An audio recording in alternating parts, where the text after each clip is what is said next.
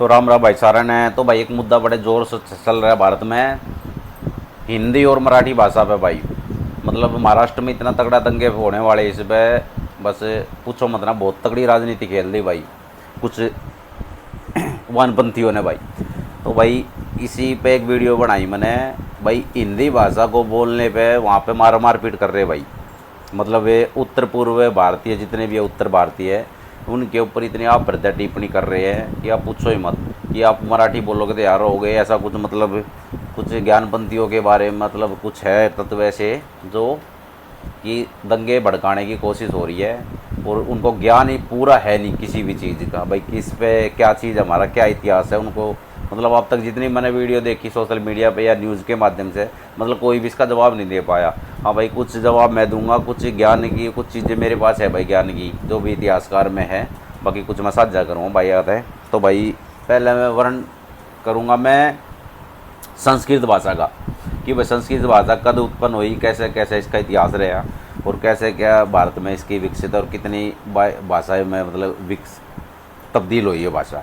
तो भाई कैसे कैसे, तो मैं संस्कृत का पहले करूँ, हिंदी का आपको बाद में करूँ। पर वीडियो पूरी देखियो भाई, क्योंकि जानकारी अच्छी लगे तो भाई शेयर कर दियो, साझा कर दियो, और भाई फॉलो ज़रूर कर लियो भाई मैंने मेरा भाई।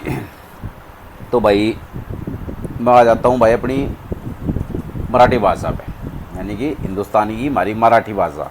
तो मराठी भाषा का भाई प्राचीन जड़ है लगभग कम से कम 500 ईस्वी पूर्व और 1000 ईस्वी पूर्व भाई। मैं पढ़ के बताऊँगा कि भाई बहुत लंबा है, मेरे याद नहीं होगा, बहुत लंबी कहानी है इसकी भी, छोटी नहीं है। तो भाई मैं पढ़ के बताऊँगा जितना भाई मैंने लिखा, जितना भाई मेरे पास मैंने ज्ञान लिया बुकों से, किताबों से, जो भी है भाई, ये तो साझा करूँगा इसके बारे में भाई मैं। तो इसकी भाई 500 से लेकर 1000 ईस्वी तक है भाई। मराठी इंडो आर्यन भाषा परिवार से आती है भाइयों। इसकी जिसकी जड़ संस्कृत में भी है भाई। महाराष्ट्र क्षेत्र में बोले जाने वाली महाराष्ट्रीय प्राकृतिक प्राचीन काल की मुख्य बोली है भाइयों। पूर्वज मानी जाती है। बाद में लगभग 5वीं और 8वीं शताब्दी में भाई आप भ्रंश ध्यान से सुनिए भाई, आप भ्रंश का प्रभाव पड़ा, जिससे मराठी का आधार तैयार हुआ भाई। प्रारंभिक मराठी 1100 से 1300 ईस्वी में भाई, और 1300 शताब्दी में मराठी एक स्वतंत्र भाषा के रूप में उभरी भाइयों। मुकुंदराज, ध्यान से सुनिए भाई, मुकुंदराज का विवेक सिंधु 1190 ईस्वी पहला ज्ञात मराठी ग्रंथ माना जाता था। इस दौरान शिलालेखों और धार्मिक रचनाओं में मराठी का प्रयोग, ध्यान से सुनिए भाई, मराठी का मतलब धार्मिक रचनाओं में भी मराठी का प्रयोग शुरू हुआ था भाई 1190 के आसपास में भाई। वही फिर संत साहित्य का स्वर्ण युग हुआ भाई 1300-1600 ईस्वी में हुआ भाई। इसका संत कवियों ने मराठी को जनसभा बनाया। ज्ञानेश्वर भाई, कोई ज्ञानेश्वर होगा तो इसने भाई 1275 से और 1296 ज्ञानेश्वरी भगवत गीता की टीका लिखी है, जो भाई मराठी साहित्य की आधारशिल बनी भाई। जो लिखी भाई किसी ने न, जो मैंने नाम बता दिया भाई, ज्ञानेश्वर लिखा इसमें। नामदेव, एकनाथ, तुकाराम जैसे संत कवियों ने शक्ति आंदोलन को बढ़ावा दिया। इस काल में मराठी ने देवनागरी लिपि में मानकीकरण शुरू हुआ भाई। देख भाई, इस काल में मराठी देवनागरी लिपि में मानकीकरण शुरू हुआ भाई। इसमें मराठा साम्राज्य का प्रभाव 1600 और 18वीं ईस्वी में शिवाजी महाराज, देखो भाई शिवाजी महाराज का भी जिक्र है इसमें भाई, इस बोली के ऊपर मराठी के ऊपर।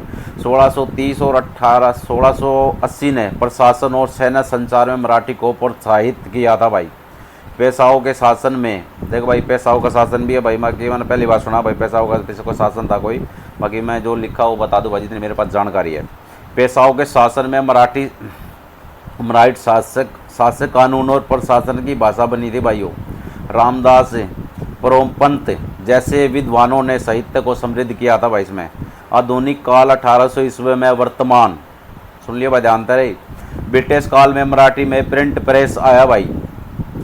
ब्रिटिश काल में कोई मराठी में कोई प्रिंट प्रेस आया था भाई। 1817 में पहली मराठी किताब भी लिखी थी भाई इस पर, मराठी भाषा में, यानी कि मराठी सारे इसमें मराठी के वर्ण थे सारे।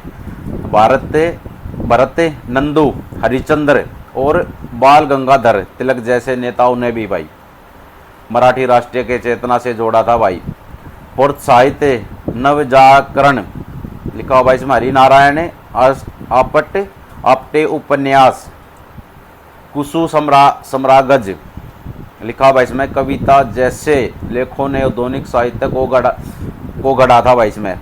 1960 में महाराष्ट्र राज्य बनने पर 1960 में महाराजा राष्ट्र बना था भाई, ज़्यादा सुन लियो। राज्यसभा राज्य भाषा मराठी। 1960 में महाराष्ट्र राज्य बनने पर मराठी भाषा बनी थी भाई, मतलब राज्यसभा बनी, मराठी राज्यसभा बनी थी भाई 1960 में। आज मतलब इसने मान के चलिए भाई हिंदुस्तान के अंदर 8 से लेके 10 करोड़ तक आदमी इसको बोल रहा है भाई, यानी कि भारत में तीसरे नंबर पे स्थान है इस भाषा का, मराठी का। ठीक है भाई, यो तो मराठी का वर्णन है भाई। फिर बाकी भारत की तीसरी सबसे, और भाई यो तो है भाई मराठी भाषा का विवरण, जो भाई मेरे पास जानकारी थी जितनी थी मैंने आपको इस वीडियो में दी भाई। और बाकी मैं भाई अब मैं करूँ अपनी हिंदी भाषा पे, जिसके ऊपर ये मेन मुद्दा भाई हिंदी भाषा को मतलब ये ठुकरा रहे हैं कि भाई ये है वो, हिंदी भाषा पे इतनी टिप्पणी कर रहे हैं कि आप बर्दाश्त नहीं कर पाओगे। सोशल मीडिया पे ऐसे ऐसे टिप्पणी की गई है इसके ऊपर कि आप है ना बस आवा प्रदा का अपने प्रति है ना इतनी बुरा व्यवहार बोल सकते हो कि इनके प्रति कि आप बस वो बर्दाश्त नहीं कर पाएंगे, क्योंकि समाज के लिए ठीक नहीं है तत्व बोलने। तो भाई मैं यही चाहूँगा भाई ऐसा तत्व ना बोल रहे। बाकी जो भी है भाई इस वीडियो के माध्यम से भाई और समझा दूंगा मैं। बाकी हिंदी भाषा पर आगे भाई वहाँ प्राचीन जड़ है भाई हमारी 1500 से 500 ईस्वी तक है भाई, यानी कि 500 हमारी ज़्यादा ही मान ली है भाई इससे तक मराठी भाषा है भाई। ईस्वी तक है भाई 1500 से 500 ईस्वी तक भाई फैली हुई है हमारी। वैदिक संस्कृति हिंदी का मूल्य वंड इंडो आर्यन भाषा परिवार में भी है भाई हमारा, जिसकी शुरुआत वैदिक संस्कृति 1500 से 15 ईस्वी में हुई भाई। 500 ईस्वी में शास्त्रीय संस्कृति मणिनिक के अष्टधाई है भाई हमारे 4वीं शताब्दी में हुई भाई ईसा पूर्व। दोबारा संस्कृति का मानीकरण हुआ। प्राकृतिक भाषाएं लोकसभा के रूप में प्राकृतिक का उदय मौर्य काल तक भी भाई, मौर्य काल का भी जिक्र है हमारी हिंदी भाषा में, ध्यान से सुन लियो भाई। जो बाद में अपभ्रंश में विकसित हुआ भाई, जहाँ तक मेरा मानना कि अपभ्रंश भाई इसके काल में हुआ था मराठी में। बाकी इसका भाई मौर्य काल से हमारा हिंदी भाषा, जो हिंदी भाषा के हिंदी भाषा के ऊपर जो वर्ण हो रहे हैं अभी उसके बारे में बता रहा हूँ भाई आपने। बाद में भाई फिर मध्यकालीन विकसित हुआ 1500 ईस्वी में भाई, ये बता दिया आपको। 5वीं और 10वीं शताब्दी में प्राकृतिक से अपभ्रंश का विकास हुआ, जो हिंदी की सीधी पूर्वज है भाई। अपभ्रंश का विकास हुआ जो हिंदी की सीधी पूर्वज है भाई। पुरानी हिंदी खड़ी बोली का उद्देश्य हुआ भाई 7वीं और 13वीं शताब्दी में।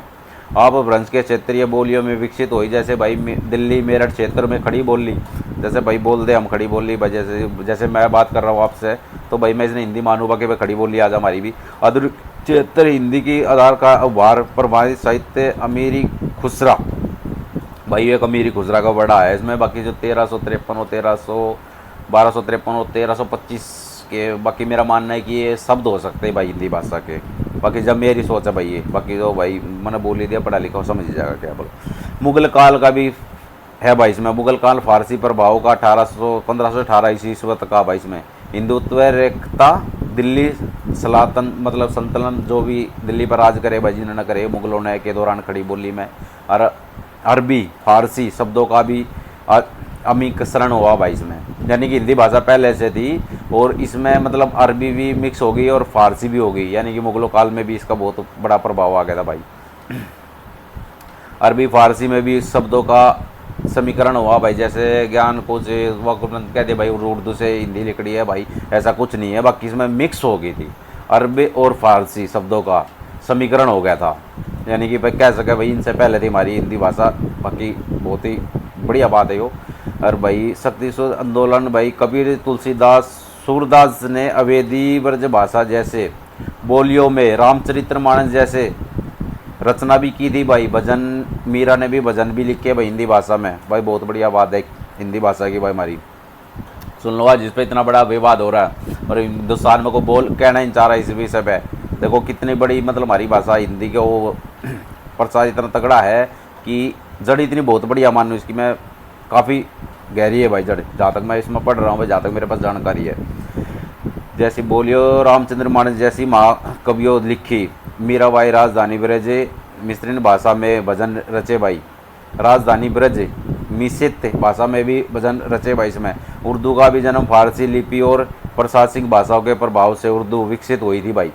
यानी उर्दू का भी जन्म फारसी से विलिप हुआ था भाई। देख उर्दू का विवरण मेरे पास। बाकी आधुनिक हिंदी का निर्माण 1800 से 1947 औसतनिक गुरुग एक भाई पोर्ट विलियम कॉलेज कलकत्ता का भाई यो कहता है, इसका इतिहास कहता है कि 1800 में जॉन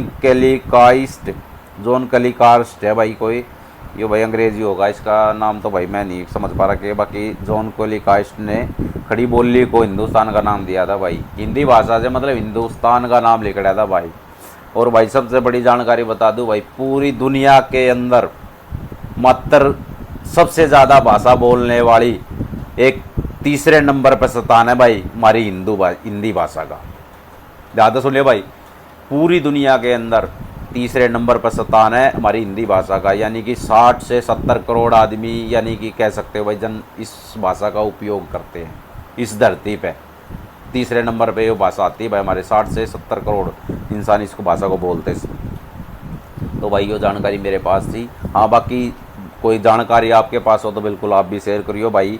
जितनी मेरे पास थी मैंने इस वीडियो के माध्यम से दे दी भाई। जानकारी अच्छी लगे तो भाई शेयर कर दियो। और अगर कोई भी जानकारी भाई जितना मेरे पास जानकारी होगी और भी किसी चीज़ पर होगी तो भाई मैं बिल्कुल दूंगा भाई। मेरे चैनल को फॉलो कर लियो, सब्सक्राइब कर लियो भाई। तो भाई इतनी जानकारी थी भाई। राम राम भाई सब ने, जय बाबा की।